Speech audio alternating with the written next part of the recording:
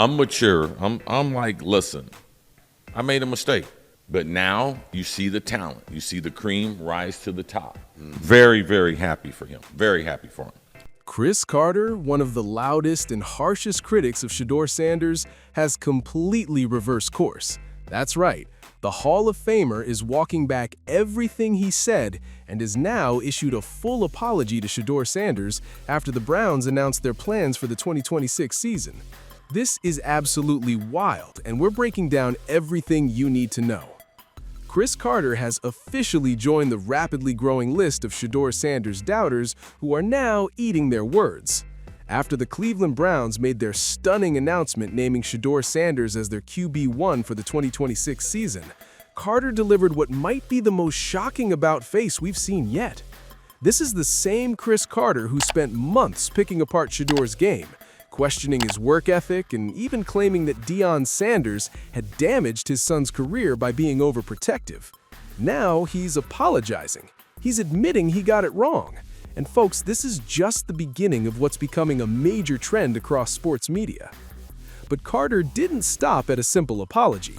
He went even further, declaring that since the Browns have committed to Shedeur as their franchise quarterback, they need to trade Deion Gabriel immediately. According to Carter, they should get whatever value they can for Gabriel because, in his words, Deion isn't going to make any real impact in this league. Talk about a complete 180 flip. I'm looking to trade Deion Gabriel. Okay. Now, to understand just how stunning this reversal really is, we need to rewind and look at what Cris Carter was saying just months ago. This wasn't some light criticism or minor skepticism. Carter went all in, attacking both Shedeur and his father, Deion Sanders. Carter repeatedly argued that Deion had spoiled Shedeur, that he'd actually hurt his son's development by sheltering him too much and preventing him from facing genuine adversity. He questioned whether Shedeur possessed the mental toughness required to succeed at the professional level. But here's the real kicker. Carter literally said that Shedeur Sanders should be a fifth rounder. A fifth rounder! That's how little confidence he had in the young quarterback's potential. What is one thing? People weird, like you just meet them and they ask you a question, which I actually like. He said, what is one thing that surprised you about Cris? And I said, what do you mean? He said, well, before you got to meet him, you get a lot of people in that category. But he was just raving about you. In the show, he loves you. He's like, I really appreciate it. He actually said, thank you. He said, I got turned off by watching just TV. I couldn't do it anymore. Sports, he said, I was done. I got you. He goes, I caught y'all's pod, and I kept rolling.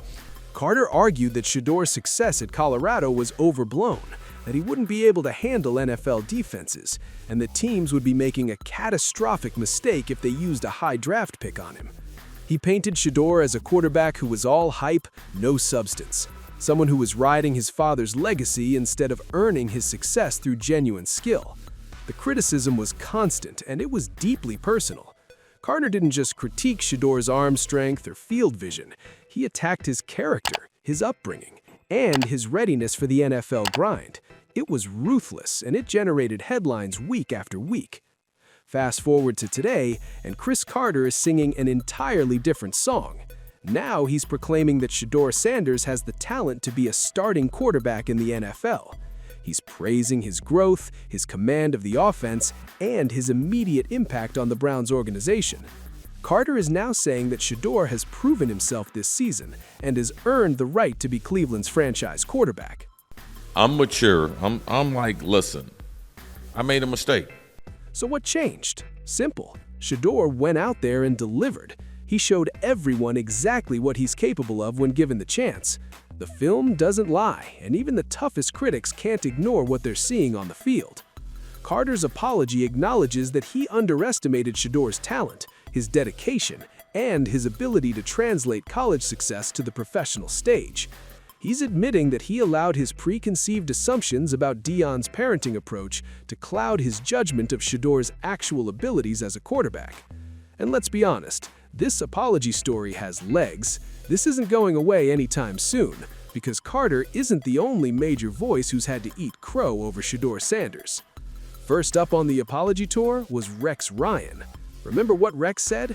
He absolutely torched Shedeur Sanders, calling him a bad, spoiled individual who wouldn't amount to anything in the NFL. Rex questioned everything about Shedeur's character and his preparedness for professional football. Something's missing. Something's missing with this kid. This kid talks. He runs his mouth like I could be a starting quarterback with his arms crossed like this. Get your ass in the front row and study and do all that. If I know, the whole league knows. Quit being an embarrassment that way. You got the talent to be the quarterback. You should be. You should be embarrassed that you're not the quarterback now. But then something happened. Shedeur started producing results. He started displaying flashes of elite play that couldn't be dismissed. And just like that, Rex Ryan walked back his harsh words and admitted he was wrong. The same guy who was labeling Shedeur spoiled and entitled was suddenly praising his maturity and football intelligence. It was a total 180. Dillon Gabriel has zero traits for an NFL starter, physical traits. Sure. He might have the mental. Yeah. That's why I said I think he could be a hell of a coach one day. Yeah. All right? But he doesn't have a single trait that says he's an NFL starting quarterback, where clearly Shedeur does. All right? We know he's got that arm talent. I love his touch on the deep ball. I loved it in college. All right? And here's something, facts that'll say why you got to keep it. All right? Yesterday, he completed 3 passes for over 35 yards. Mm-hmm.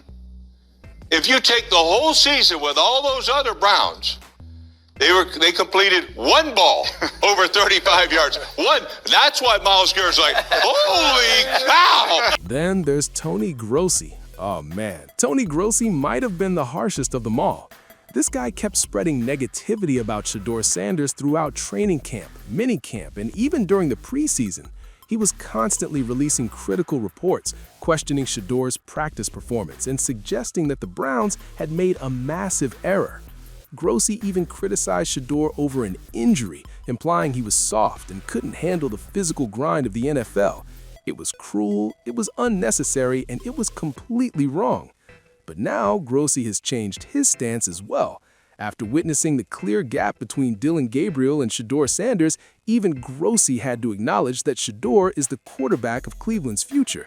Very coachable, very likable. He doesn't look like a 5th-round pick out there. Is that fair? Can we wait till the pass rush and shoulder pads get on?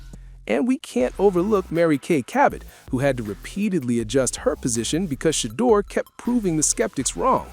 Every time she published something questioning his capabilities, Shedeur would go out and deliver another impressive performance. Eventually, she had no choice but to recognize his talent. So what's driving all these dramatic reversals? Why are all these prominent critics suddenly flipping their stance on Shedeur Sanders? Happened pre-snap. Post-snap, he's doing great. I mean, he's got a really nice ball. He's got a really nice arm. He puts nice touch on it. He's very, very accurate, and I think he's earning more reps. I think they have to be really, really happy with what they're seeing with him. The answer is straightforward. Talent wins, performance matters, and Shedeur has demonstrated both in spades. These critics are reversing course because they recognize Shedeur Sanders has the potential to be Cleveland's long-term starter, and they don't want to be on the wrong side of history when he becomes a star.